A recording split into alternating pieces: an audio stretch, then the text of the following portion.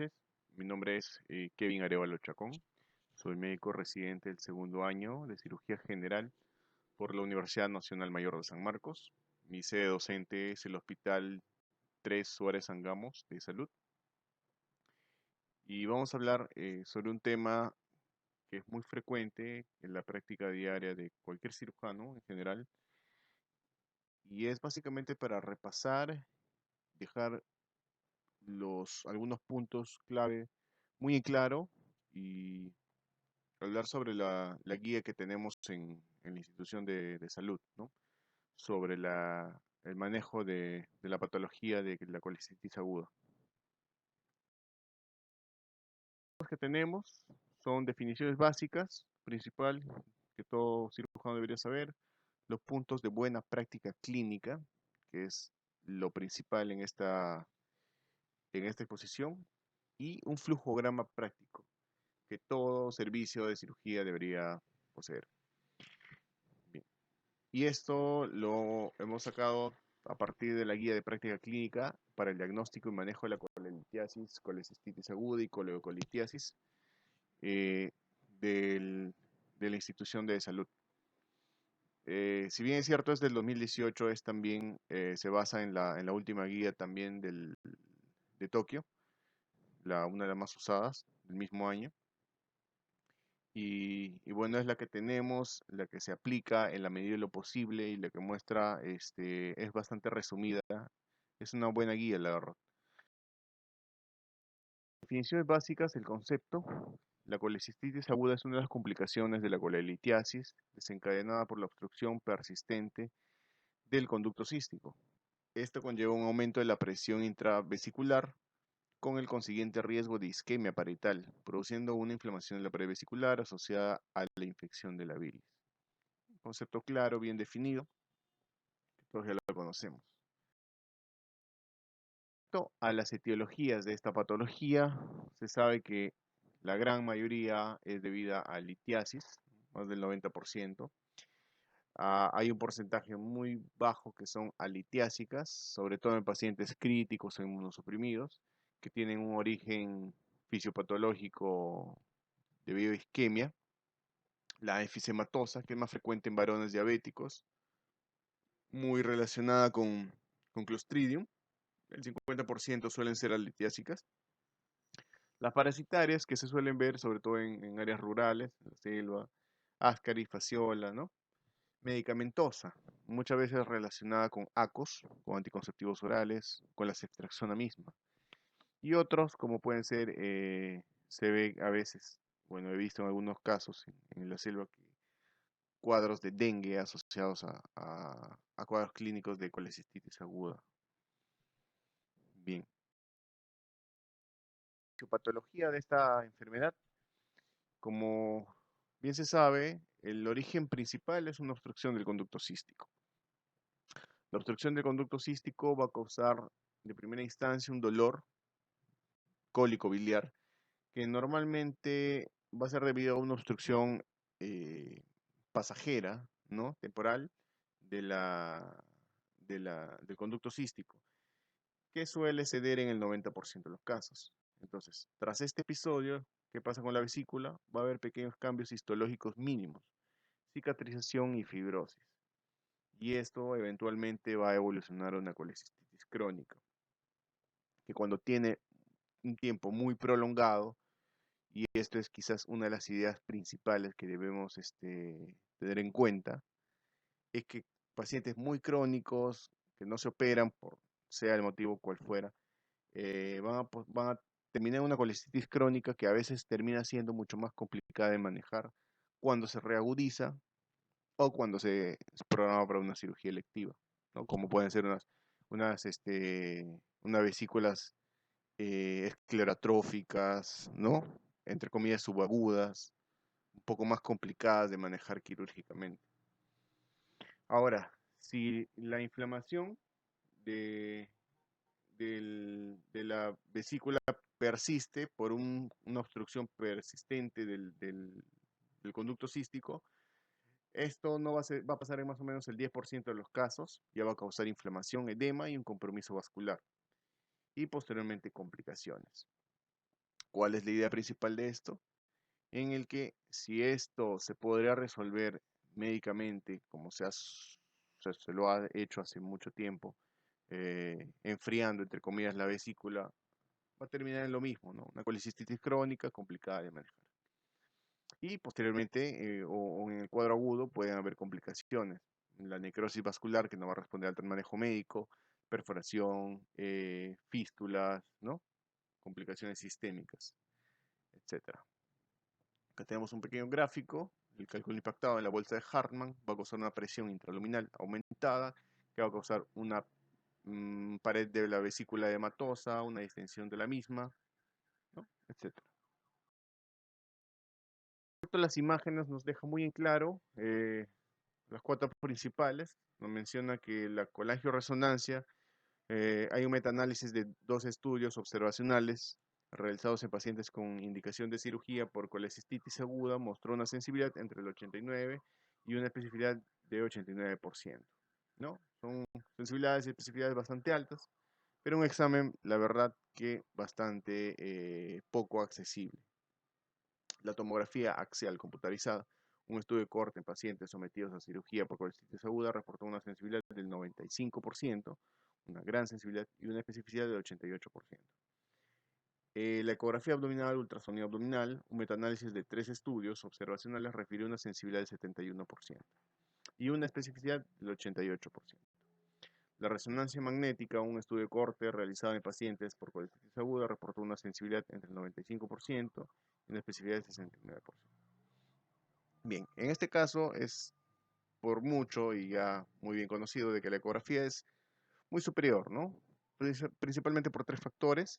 Uno, la fácil disponibilidad, casi todos los centros, establecimientos lo pueden tener. Otro, que no se expone a radiación al paciente. Y otro, el tiempo en el que se realiza es mucho más corto, ¿no? Hablamos de recursos, hablamos de la facilidad de acceso, etc. Acá tenemos unas imágenes que muestran a la izquierda una ecografía, ¿no? Donde vemos signos de inflamatorios, una vesícula aguda, vemos una pared anterior engrosada, hay líquido pericolecístico, se ve la tríada portal, unas piedras en el cuerpo y sombra acústica posterior, ¿no? Claro y evidente. Vemos también a la derecha una tomografía donde se ve claramente una vesícula bastante distendida con edema perivesicular. Normalmente las tomografías suelen ser solicitadas cuando se sospecha de una posible complicación local como un absceso, ¿no? Pero suelen ser difíciles de solicitar, porque lo ideal en este tipo de casos es una colangioresonancia, que la verdad para el seguro es poco accesible, ¿no? Al menos en mi hospital, cuando tenemos la necesidad de solicitar una colangioresonancia, esta suele demorar bastante porque se hace de forma ambulatoria, el paciente quejumbroso, ¿no? Sobre todo por las sospechas de coleocolitiasis, entonces el paciente suele esperar mucho, no le dan cita, ¿no? Es un poco complicado el acceso a esto. Bien. En la práctica clínica hablamos de los criterios diagnósticos y de severidad. La guía basada en en la guía de Tokio del 2018, ya sabemos que contamos con 3 criterios. Un A, que habla de signos locales de inflamación, el signo de Murphy, o masa, dolor y sensibilidad en cuadrante superior derecho. Son signos locales de inflamación. El B habla de signos sistémicos de inflamación, fiebre, PCR elevado, leucocitosis elevada. Y el C, los hallazgos de imágenes que nos van a dar la confirmación del cuadro, ¿no? Imágenes como vimos en la diapositiva pasada, ¿no? De edema perivesicular, distensión vesicular, un cálculo enclavado en bacinete, etc. El diagnóstico definitivo se da cuando se presenta uno más de los 3 criterios. Ahora, todo paciente que ya ha sido diagnosticado de colecistitis aguda debe ser clasificado según su severidad. En el grado 3 tenemos la colecistitis aguda severa, que habla de disfunción orgánica. A nivel cardiovascular, esta se define por hipotensión en tratamiento con dopamina por más de 5 microgramos por kilogramo minuto o cualquier dosis de norepinefrina.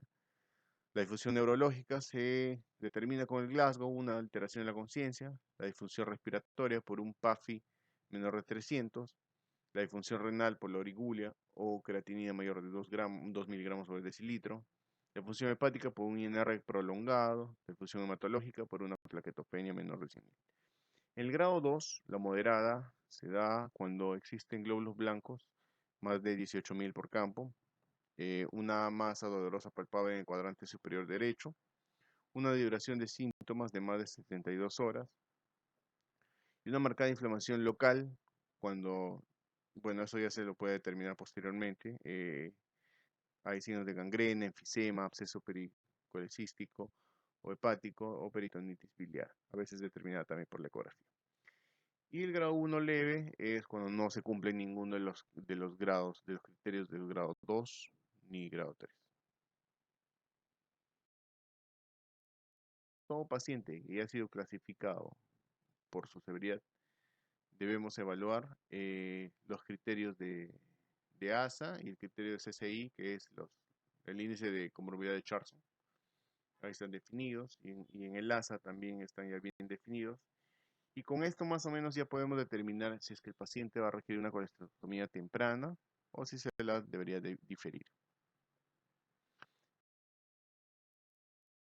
Ahora, este es el cuadro quizá más importante de la ponencia.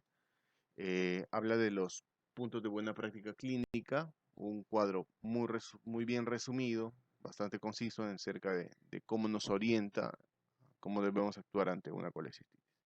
En pacientes con diagnóstico de colecistitis aguda, iniciar las medidas de soporte general y antibiótico terapia. Eso ya lo sabemos. Establecer el grado de severidad, lo que les mencionaba, ¿no?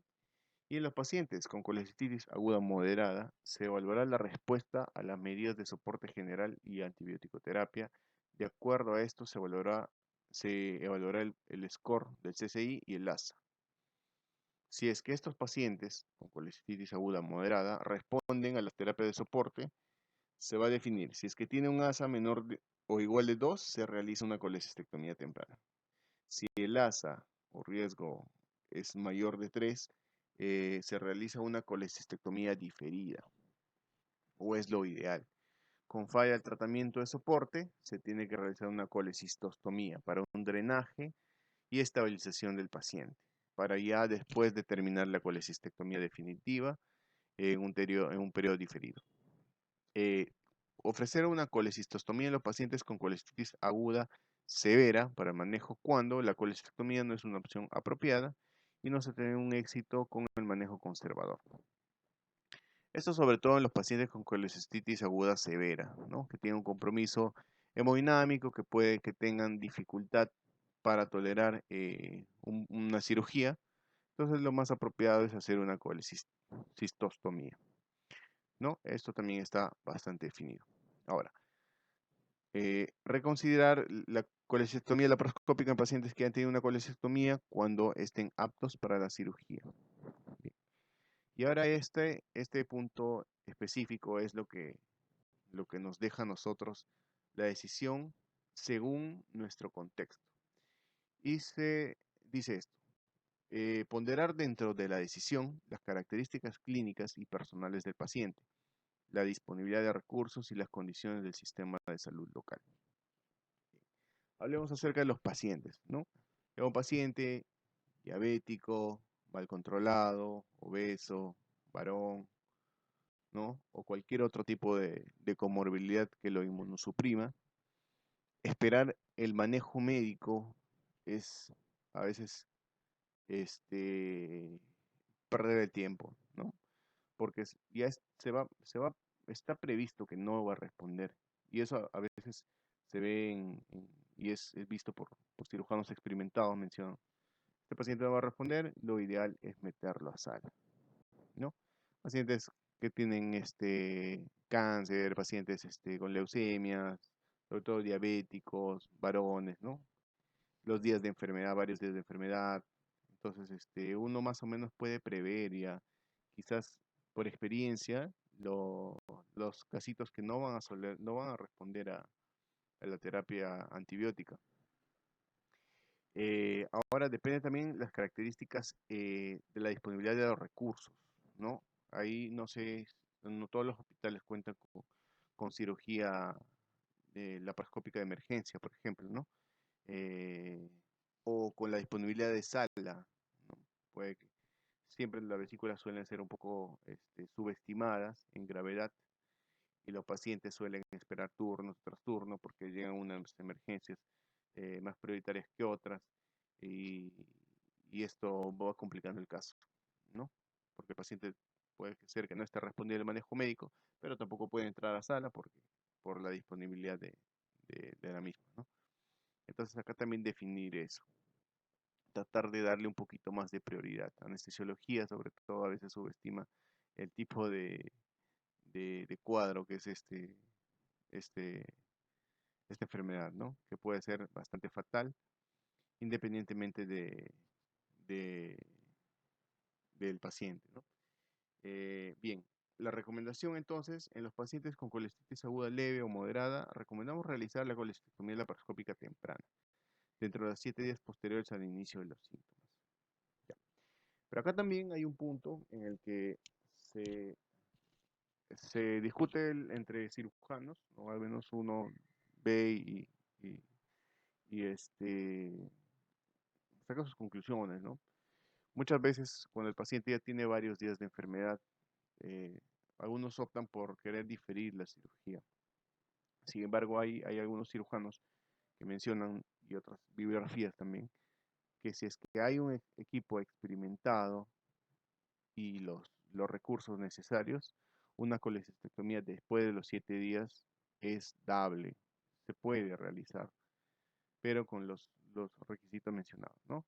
Equipo experimentado, la disponibilidad del equipo adecuado y se puede dar. Y esto es también algo que se suele discutir, ¿no? Hay algunos cirujanos que de última instancia es lo que desean es operar a un paciente que esté con demasiado tiempo de enfermedad y eh, eso a veces al paciente lo confunde, ¿no? Llega uno, dice que sí, se debe operar, otro que no, por el tiempo, por las dificultades. Entonces, en esto hay que tener de repente un consenso, ¿no? En equipo. Y bueno,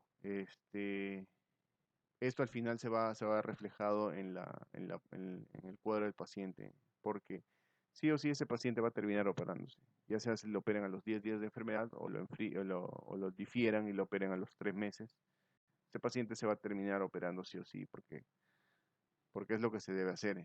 Y a veces la cirugía diferida ya se va a encontrar una vesícula que está programada de forma electiva, pero con unas características pues de una vesícula engrosada, fibrótica, complicada de manejar quirúrgicamente. Entonces esa es la idea de esto. Bien, entonces quería agradecer por su tiempo. Muchas gracias. Espero cualquier comentario. Estamos disponibles. Bien, aquí mencionaba el flujograma. El flujograma que debería estar pegado en todo establecimiento, ¿no? En todo servicio de cirugía, donde ya están mencionados los resúmenes de toda la charla. Muchas gracias.